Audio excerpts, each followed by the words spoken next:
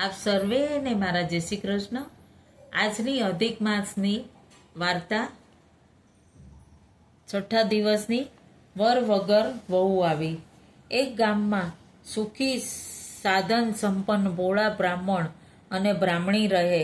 તેઓ ધર્મ ધ્યાન કરે, પુણ્ય દાન કરે, પણ શેર માટીની ખોટ હતી, તે પૂરી થતી નહોતી.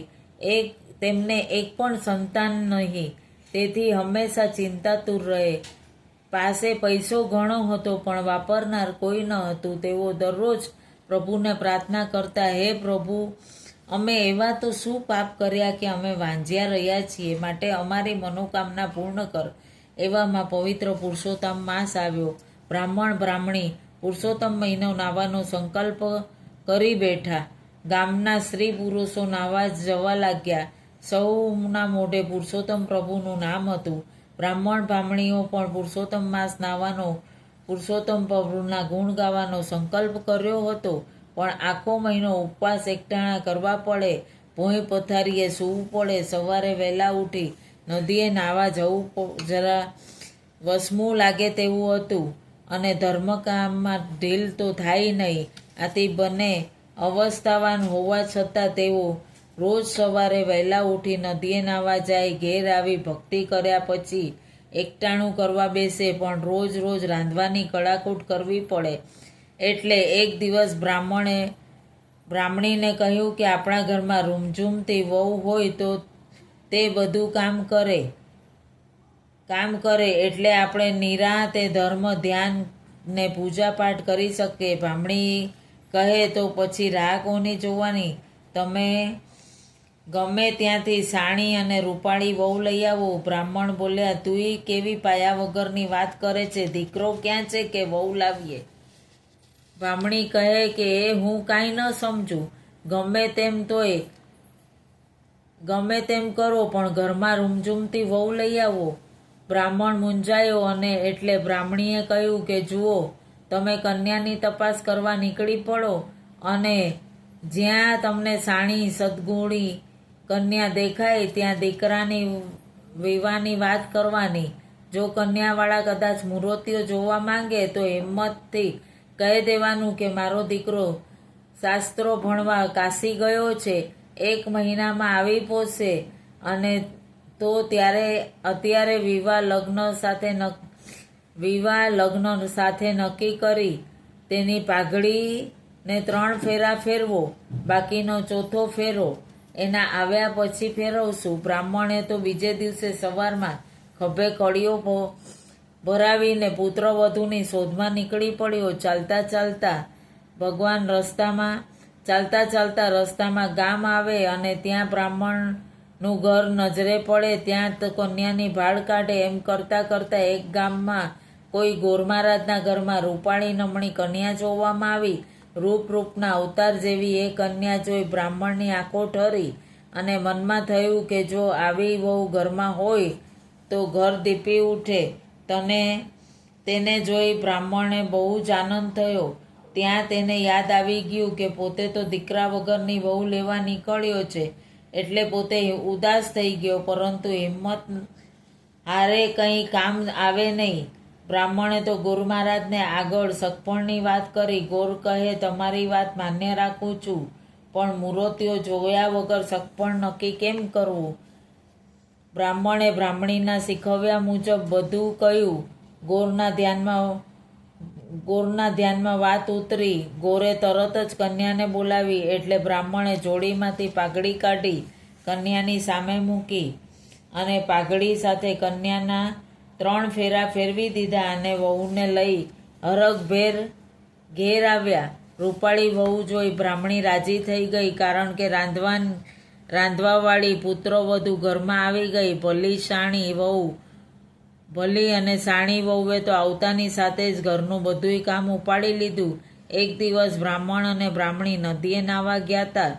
વહુ ઘરમાં રાંધી રહી હતી. એ વખતે પાડોશળ ઘંટી લેવા ઘરમાં આવી. તે તો રૂપાળી કન્યાને રાંધતી જોઈ નવાઈ પામી. આ તે વળી કોણ છે? તેનાથી રહેવાયું નહીં, એટલે પૂછ્યું નાખ્યું કે બાઈ, મેં તને આ ઘરમાં પહેલવેલી જોઈ છે તો તું કોણ છે? વહુએ કહ્યું, હું આ ઘરની વહુ છું. પાડોશણ કે, અલી આ બ્રાહ્મણ બ્રાહ્મણીને તો સમ ખાવા કોઈ છોકરો ક્યાં છે કે તું વળી એના છોકરાની વહુ થઈને આવી છું? આવું સાંભળી વહુ તો મૂંઝાઈ ગઈ. તેના મનમાં થયું કે મારી સાથે તો બનાવટ કરવામાં આવી છે. તે આંસુ સારતી બેસી રહી. થોડી વારમાં સાસુ સસરા નદીએથી આવ્યા ત્યારે વહુનું ઉદાસ મોઢું જોઈ પૂછ્યું, વહુ બેટા શું થયું? વહુ બોલી, તમારે ઘેર તમારે દીકરા નથી, છતાં તમે મારા બાપાને ખોટું ભણાવીને મને અહીં લાવ્યા છો. સાસુ કહે, આવું તો ને કોણે કીધું? મારો દીકરો તો ડાયો છે અને તારા કરતાં પણ રૂપાળો છે. વહુએ કહ્યું, આ તો થોડી વાર પહેલાં પાડોશણ ઘંટી લેવા આવી હતી અને તેણે કહ્યું કે આ લોકો તો વાંઝિયા છે.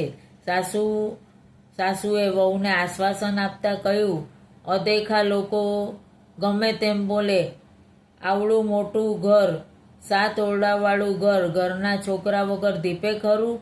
અમે એમ કહી સાસુએ ચાવીનો જુડો વહુના હાથમાં આપતા કહ્યું કે વહુ બેટા, આમાં 7 ઓરડાની તાળાની ચાવીઓ છે, તેમાં બધુંય ભરેલું છે, પરંતુ એટલું ધ્યાન રાખજો કે 7મો ઓરડો ભૂલે ચૂકે ઉગાડતા નહીં. 6 ઓરડા તમે ખુશીથી ઉગાડજો. સાસુ ઉપર તો વહુને કંઈક વિશ્વાસ બેઠો. બીજે દિવસે સવારના સાસુ સસરા નદીએ નાહવા ગયા એટલે વહુએ જુડામાંથી ચાવીઓ વાળે એક પછી એક 6 ઓરડા ઉગાડ્યા અને જોયું તો વિપુલ સામગ્રી ભરેલી હતી. અનાજ, વસ્ત્રો, વાસણો, સોનાની લગડીઓ, ચાંદીની પાટો, સુગંધિત દ્રવ્યો અને ઝવેરાત બધુંય હતું. આ બધુંય 6 ઓરડામાં જોઈ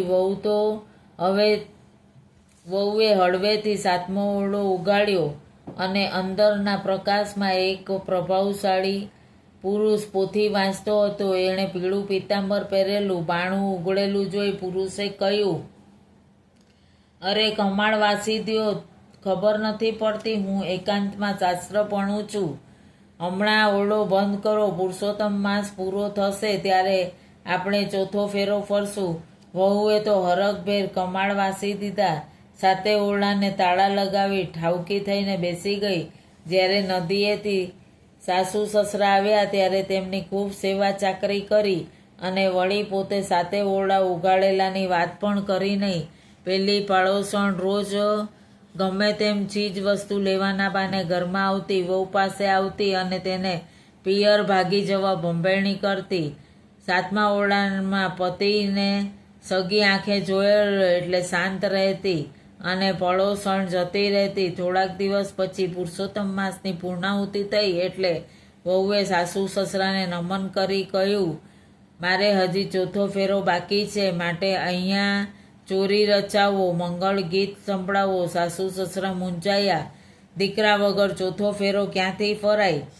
આ સંકટમાંથી ઉગારવા તેમણે પુરુષોત્તમ પ્રભુને યાદ કર્યા. તેની પ્રાર્થના કરવા લાગ્યા, હે પુરુષોત્તમ પ્રભુ, અમો ભાવપૂર્વક તમારું વ્રત કર્યું હોય તો, શુદ્ધ મનથી તમારી ભક્તિ કરી હોય તો અમને આ સંકટમાંથી ઉગારી અને અમારી લાજ રાખો. ધડાધડ કરતા 7 ઓરડાના કમાળ ઉઘડી ગયા અને પીળા પીતાંબર પહેરેલા પુરુષોત્તમરાય ચાખડીઓ ખટખટાવતા 7મા ઓરડાથી બહાર આવ્યા.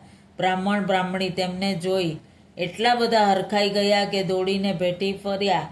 4થું મંગળ વર્તાયું, લગ્નવિધિ પૂર્ણ થઈ અને બ્રાહ્મણ બ્રાહ્મણીને અત્યંત હર્ષ થયો, કારણ કે તેમને પુરુષોત્તમ ભગવાન ફળ્યા. પુરુષોત્તમ ભગવાનની પ્રાર્થના સફળ કરે સૌ કાજ, ખોટ પૂરી સૌએ કરે એવા ગરીબ નવાજ. હે પુરુષોત્તમ પ્રભુ, તમે બ્રાહ્મણ બ્રાહ્મણીને ફળ્યા એવા પુરુષોત્તમ માસ નાહનાર, કરનાર, કથા વાંચનાર, સાંભળનાર સૌને ફળજો. પુરુષોત્તમ માસમાં 6ઠા દિવસની કથા અહીં પૂર્ણ થાય છે. શ્રી પુરુષોત્તમ પ્રભુને અર્પણ. આપ સર્વેને મારા જય શ્રી કૃષ્ણ.